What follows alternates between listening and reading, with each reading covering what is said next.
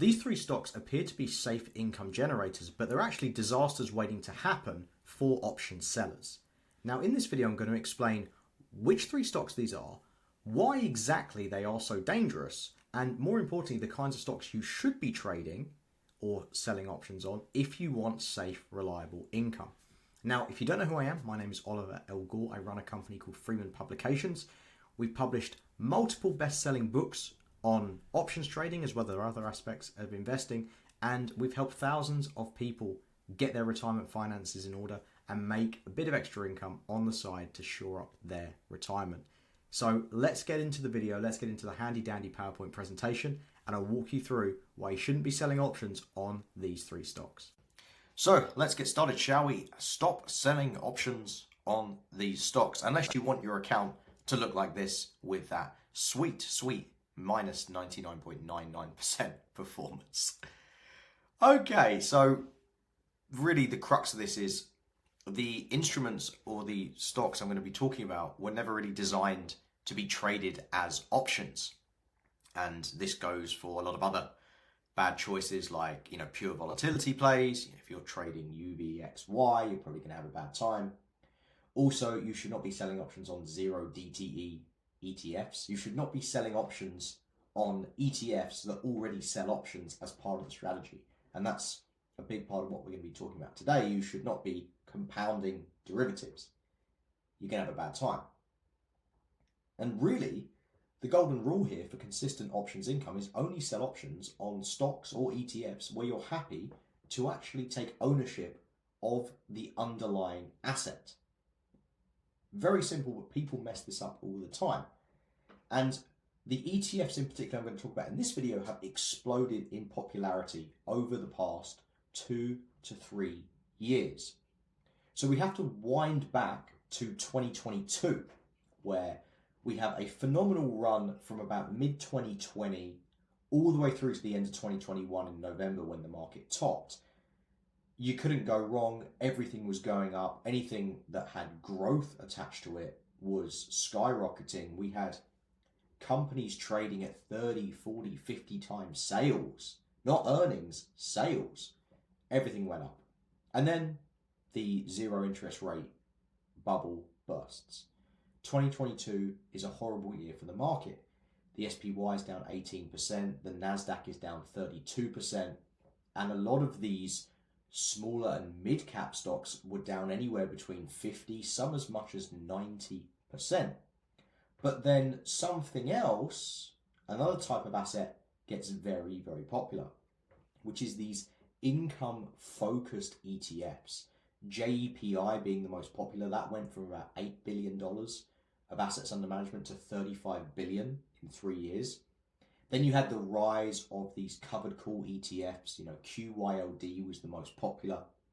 And QYLD itself, which is a ETF that sells covered calls on the NASDAQ index, it's 8 times larger today than it was at the beginning of 2020. So this wasn't a new invention. QYLD has actually been around for 12 years now, since 2013.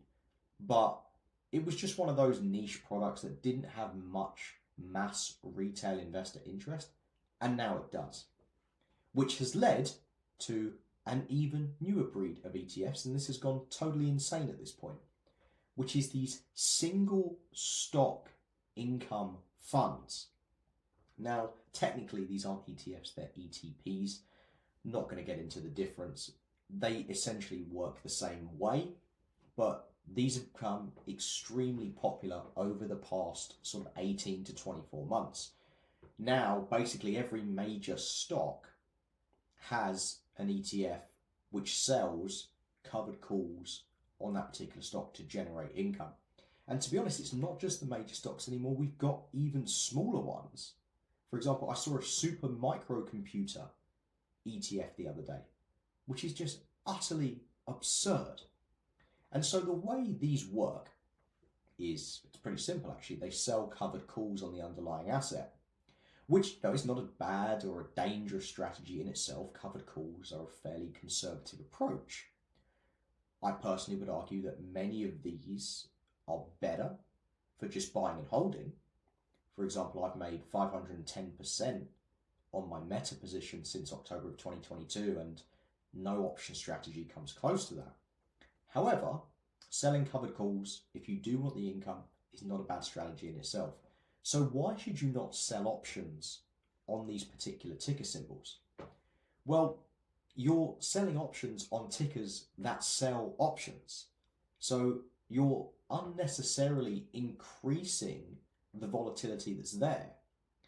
And the reason that this is a bad idea is these income-focused ETFs or ETPs, they're kicking off income from stocks that don't pay dividends. And so these distributions have to come from somewhere. And so how does that happen? Well, yes, part of it is the income that they get from selling covered calls. Yep, completely true. But the other part of this is the volatility in the stock. So if the stock price goes down, then these providers issue new shares to sustain these high distribution rates. You saw a couple of slides ago, for example, this one, Tesla, distribution yield 103.99%. Coinbase, 177.96%. And these aren't typos.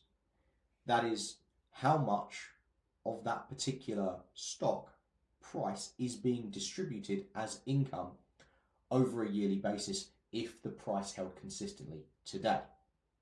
Now, it doesn't take a genius to work out you can't distribute more than 100% of the stock price, otherwise it goes negative.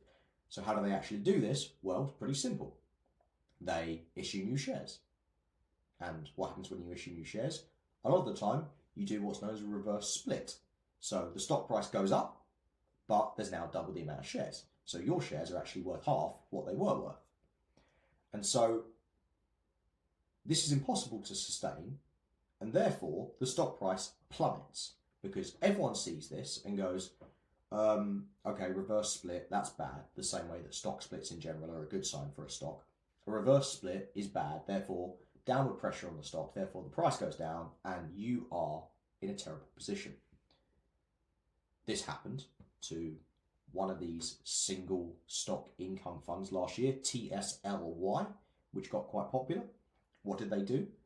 When Tesla's price started falling, sort of late 2023 into the beginning of 2024, they have to do a reverse split to keep the price up to sustain the distributions.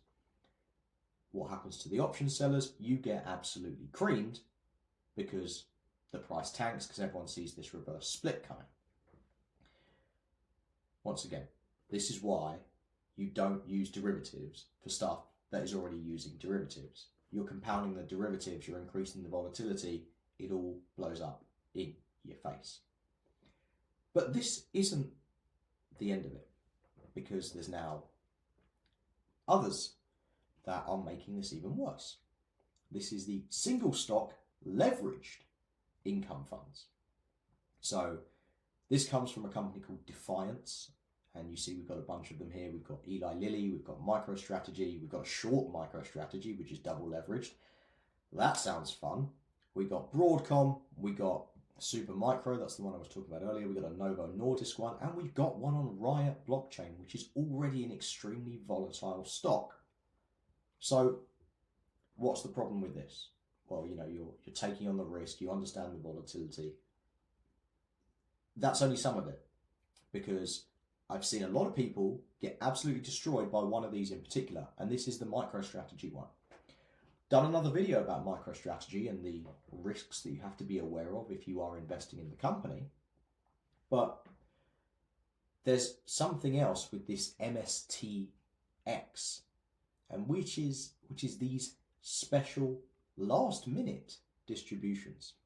So these funds were actually not supposed to kick off any income. They were purely supposed to be leveraged single stock products, but it's the fund's discretion whether they want to offer distributions to shareholders. And so what happened at the very end of last year? They issued a special distribution, sort of like a special dividend. But as you see here, the declaration date was only 1 day before the ex-dividend date. So the ex-dividend date, if you're not familiar, that's the date you must own the shares in order to get the dividend or distribution. And you see here we have no distributions at all, and then we have a $14 distribution.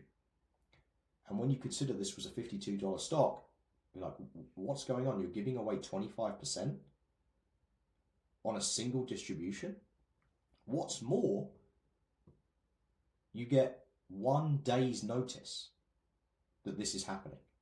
Now, a typical dividend paying stock is going to give you 4 to 6 weeks notice of when the ex-dividend date is going to be. So we look at Johnson & Johnson here, and just chose this as an example because it's a well-known dividend paying company. We have the declaration date, which is the 17th of the 7th. These American dates will always get me. So the 17th of July is the declaration date. The date of record, or the ex-dividend date, is the 27th of August. So you get 6 weeks afterwards to decide what you want to do with your shares. And so if you're an option seller, and let's say you're selling 30-day contracts, doesn't matter to you.